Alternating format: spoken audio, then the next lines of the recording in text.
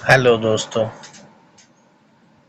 आज मैं बताने वाला हूँ अगर सिंपल पे का आपने पेमेंट नहीं करा तो आपके साथ क्या क्या हो सकता है और क्या क्या बीता है मेरे साथ अभी तक वो मैं दिखाने वाला हूँ आपको। चलिए सिंपल में जाते हैं, इसको रीलोड होने देते हैं अभी। और दोस्तों मेरा अक्टूबर का बिल बना था, सितंबर का, फिलहाल सितंबर का बिल बना था, वो है 3596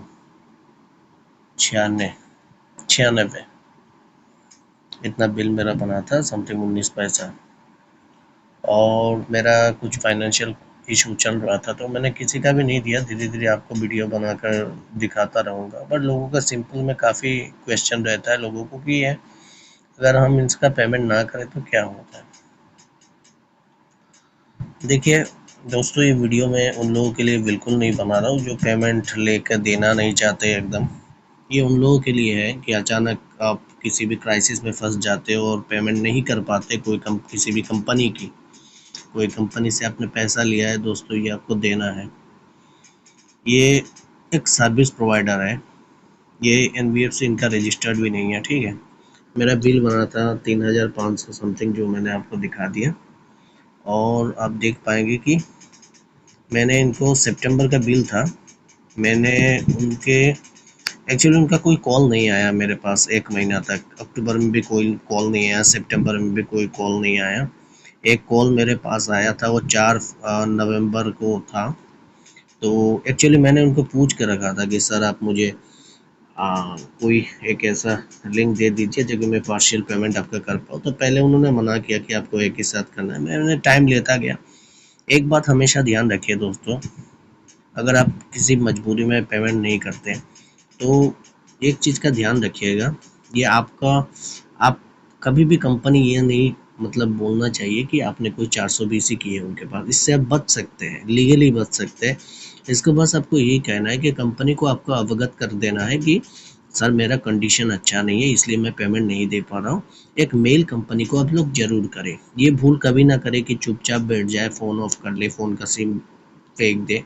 ये सब करने से आप नहीं होगा दोस्तों।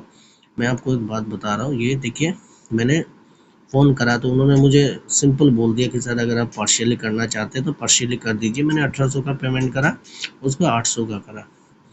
उसके बाद इन बिटवीन क्या हुआ दोस्तों, एक बहुत इन बिटवीन ये हुआ कि सिंपल पे का जब भी लोग फ़ोन करते इंग्लिश में बात करते तो मैंने भी उनको बोल दिया कि sir due to my financial crisis मैं ये पेमेंट नहीं दे पा रहा हूँ आपको, सो आई नीड सम टाइम।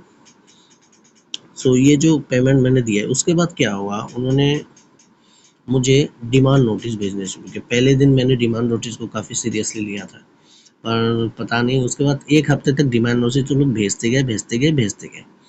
मैंने उनका जो, जब मैंने ये 800 पेमेंट किया था, उन एक मतलब रिप्रेजेंटेटिव ने, उनका एक एग्जीक्यूटिव ने मुझे कॉल करा था कि सर आपका, मैंने उनको सुना दिया इंग्लिश में जो फारूक, मुझे जितना मतलब उनके ऊपर मतलब गुस्सा था सब निकाल दिया। क्योंकि डिमांड नोटिस दोस्तों लीगली है, कोई भी कंपनी अगर इशू कर रहा है ना आपके नाम पे, इसका मतलब है कि आउटस्टैंडिंग बिल्स है आपके खिलाफ, आपके नाम पर, ये आपको पे करना है। मतलब इंस्टेंटली जब भी आप वो नोटिस ले ले। तो मैंने उस डिमांड नोटिस का एक अच्छे से रिप्लाई दिया उनको। और उनका डिमांड नोटिस कॉन्ट्रडिक्टरी इसलिए था दोस्तों, क्योंकि उन लोगों ने मुझे ये 1800 लेने से पहले मेरा एक्सटेंशन हो चुका था, और एक्सटेंशन 14 नवंबर तक मिला था मुझे जितना याद है। और एक्सटेंशन खुद कंपनी ने दिया। मेरे केस में ये हुआ कि कंपनी ने मुझे खुद एक्सटेंशन दिया 14 नवंबर तक, और इसी बीच उन्होंने एक कॉन्ट्रडिक्टरी उन्होंने वो कर दिया, डिमांड नोटिस भी भेज दिया। मैंने पकड़ लिया कंपनी को, क्योंकि आपने खुद, कंपनी कमजोर हो चुकी है लीगली अब मेरे पास, क्योंकि कंपनी ने खुद मुझे टाइम दिया और खुद ही कंपनी उसी बीच मुझे डिमांड नोटिस भेज रहा है। तो कंपनी ने बोला सर इसका ध्यान आप मत दीजिए। जो मैं समझ पाया, ये एक सिस्टम ओरिएंटेड होता है, मतलब कि समझ लीजिए कि मैं इसके पीछे भागा नहीं तो ये समझ में नहीं आता, आप लोग शायद डर जाते। इसको डरने की ज़रूरत नहीं है, एक सिस्टम ओरिएंटेड होता है। अभी फ़िलहाल मेरा जो है ड्यू 1055 कुछ है, इसके लिए भी मुझे, मेरे पास ये आ रहा है कि मैं आपको एक मेल दिखा देता हूँ जो सिंपल की तरफ से मेरे पास आया हुआ है मेरे मेल पे। ये देखिए, हाँ, आ गया, ये 63 ड्यूज है। इधर देखिए इसका फ़ोन भी आता है, एक मतलब ऑटोमेटिक एक उनका जो कंप्यूटराइज्ड कॉल होता है वो भी आता है। Your account is currently overdue beyond our permissible timeline, a report will soon be filed concerning the non payment of your bill to rule out misuse of your account. The relevant device details, address and other information will be reported as well. Thanks and regard customer success team। लिख दिया उन्होंने। उनका एक चीज मैंने चोरी मैंने पकड़ ली है, ये लिखते तो है कि रिपोर्ट करने जा रहे हैं, पर ये नहीं बताते कहाँ रिपोर्ट करने जा रहे हैं। इसका मतलब समझिए आपके पास कुछ नहीं होने वाला, आप अपना टाइम आराम से लीजिए यार, कोई टेंशन की बात ही नहीं है इसमें। बस उनको ये मेल में हमेशा संबंध बनाए रखे, कंपनी को कभी ये नहीं लगना चाहिए कि कस्टमर हमसे भाग रहा है, ठीक है ना। तो ये एक ऐसा था। अभी ये तो हो गया मेरा ड्यू ना, मैं आपको बता दे रहा हूँ ये हो गया मेरा ड्यू। इसमें लेसन ये है कि मैं जब भी उनका पेमेंट नहीं कर पाया, एज ए कस्टमर आपका ये राइट है, ये आपका हक है, आप कंपनी से मांग सकते हैं टाइम, ठीक है। आप कंपनी से टाइम मांग सकते हो, और कभी भी ये भूल ना करें कि कंपनी से पूरी तरीके से संबंध तोड़ दे, ये कभी ना करे दोस्तों। ये एक ऐसा सर्विस है सिंपल पे, ये एनबीएफसी नहीं है, फिर भी मैं कहता हूँ इनके पास ना, हम लोगों ने इनका जो यूज़र एग्रीमेंट है ना उसको हम एक्सेप्ट किया है। While downloading this app, while accessing this app, हमने यूज़र एग्रीमेंट को ना वो किया है। एग्रीमेंट का मतलब आप समझ लीजिए, एग्रीमेंट का ये होता है कि मान के चलिए कि हम जब मकान मालिक, या अगर हम मकान मालिक हैं, हम किसी को अपना घर किराए पे देते हैं ना, तब भी तो एक एग्रीमेंट होता है ना दोस्तों। अगर वो किराएदार, ठीक है, मतलब वो किसी भी प्रकार का ब्रेक कर देता है लोगों को, तो हम नहीं जाएंगे उसके खिलाफ। या आप जिसको भाड़ा दिए है आपके घर में रहने के लिए, किराए पे दिए है घर, ठीक है, एक मकान मालिक और किराएदार के बीच का जो संबंध है यूजर एग्रीमेंट पे टिका हुआ है ना दोस्तों, वो एग्रीमेंट होता है रेंट एग्रीमेंट, उस पे टिका हुआ है। तो इनके पास भी यही राइट है। मान के चलिए ना, इसका सर्विस में इससे तुलना करके आपको बोलता हूँ, मान के चलिए कि आपने वोडाफोन का सर्विस यूज़ करा पोस्ट पेड का, आपने बिल नहीं दिया, वोडाफोन थोड़ी छोड़ देगा यार। मेरे साथ ऐसा हो चुका है कि मैंने वोडाफोन का पोस्ट पेड लिया, 3,000 का बिल पेंडिंग था, उन्होंने मुझे छोड़ा नहीं है, उन्होंने मुझे लीगली बाइंड करा उसके बाद, और वोडाफोन को मुझे ही पेमेंट देना पड़ा, क्योंकि उनके साथ मेरा करार साइन कर चुका हूँ मैं उनके साथ, ठीक है। पर हाँ, क्या ये सब कंपनी, वोडाफोन देखिए द बिग ब्रांड, और मैं बात कर रहा हूँ 2010 के, वोडाफोन एक बिग ब्रांड है। आपका क्वेश्चन अभी ये होगा, क्योंकि मैंने एक मेल ही आपको दिखाया ना, जो मेल मुझे काफ़ी कॉन्ट्रोडिक्टरी लगा और काफ़ी चालाकीपूर्ण लगा वो मेल जो मैंने आपको दिखाया, ये जो मेल की बात कर रहा हूँ मैं, क्या ये आपको खींच पाएंगे कोर्ट तक? ये खींचेंगे नहीं दोस्तों।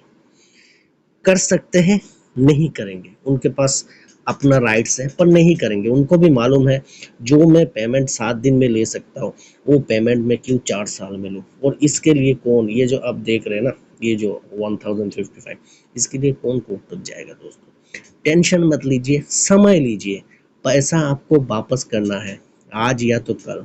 ज़्यादा से ज़्यादा वो लोग शायद आपका कुछ ना करें, मान के चलिए कि ये लेट फाइन लग जाए, इसके बाद मेरा अभी तक शायद ये टेम्पररी ब्लॉक्ड है, अभी अकाउंट पोस्ट है फॉर ट्रांजेक्शन, पर आगे जाके अगर मैं ये पेमेंट नहीं करता ना, तो ये पेमेंट मतलब ये अकाउंट जो है मेरा, ये अकाउंट पूरी तरीके से वो लोग ब्लॉक कर देंगे, तो परमानेंटली ब्लॉक हो जाएगा। और ये जो क्रेडिट लिमिट ऊपर मुझे मतलब अभी दिखा रहा है वो भी ख़त्म हो जाएगा पूरी तरीके से, उनका कंपनी के साथ मेरा पूरा ताल्लुकात ख़त्म हो जाएगा। और ये जो है, ये वो पूरी कोशिश करेंगे, ये जो 1055 है रिकवरी करने की, कंपनी कभी नहीं छोड़ेगी ये रकम, मुझे मालूम है। पर मुझे देना है यार, मुझे, मैं दे दूंगा, पर मेरा कुछ फाइनेंशियल अभी इशू चल रहा है, इसके वजह से मैं नहीं दे पा रहा हूँ। पर कोई बात नहीं, ये आपको शेयर करना था, टेंशन मत लो, जितना टाइम चाहिए उतना लो, पर दो यार, दे दो इनको। ये एक राइजिंग फिनटेक कंपनी है, अगर हम लोग अपने भारत के कंपनी को ऐसे ही मार देंगे ना, होगा नहीं। इनका सर्विस मैंने यूज़ किया, मुझे बहुत पसंद आया इनका सर्विस, मैंने काफ़ी जगह पे देखी ना बिल पेमेंट। अभी तो शायद बिल बॉक्स का ऑप्शन नहीं दिख रहा है उनके पास, पर मैंने बिल पेमेंट भी किया हुआ है, और फिर बास्केट अपने घर का मतलब सामान रेशन में काफ़ी आपको काम आ जाएगा ये, तो इनका देना चाहिए यार। ठीक है, यही था दोस्तों। और वीडियो को सब्सक्राइब जरूर कर लीजिएगा मेरे चैनल को। मैं आपका सनी, आपका भाई, आज दोबारा एक वीडियो के साथ आ जाऊंगा जो मैंने किस्त से भी काफ़ी लिया है। आप लोगों को जानकारी चाहिए कि किस्त से अगर मैंने लिया नहीं लौट आया क्या होगा। भैया देखिए, मैं वीडियो इसलिए बनाऊंगा कि आपको अवगत करा सकूं आपका लीगल राइट क्या है और आप क्यों कैसे बच सकते हैं। कंपनी कंपनी चालाकी करेगी पर आप भी चालाक बन जाओगे अगर मेरा वीडियो देखोगे, आप ही फायदे में रहोगे। हाँ, इतना ध्यान रखना, कुछ लोग ऐसे हैं यूट्यूब में, जब उनका व्यूअर्स नहीं रहता तब वो लोग आराम से थंबनेल बनाते हैं, ईएमआई लोन नॉट पेड, कुछ नहीं होगा। और जब भी व्यूअर्स बढ़ जाते हैं ना उनके, उनका सूट टोन सब चेंज हो जाता है। अभी बोलते हैं हाँ ईएमआई देना पड़ेगा। मैंने कभी नहीं कहा कि आप रुपया मत दो, मैं ऐसा नहीं करूँगा, ठीक ठाक बात करूँगा। जो आपको अच्छा लगेगा ले लीजिएगा, पर इतना ज़रूर है मैं आपको भटकाऊँगा नहीं। जो भी बात करूँगा सही बात करूँगा, जो करेक्ट होगा वही बात करूँगा। चलिए, हर हर महादेव।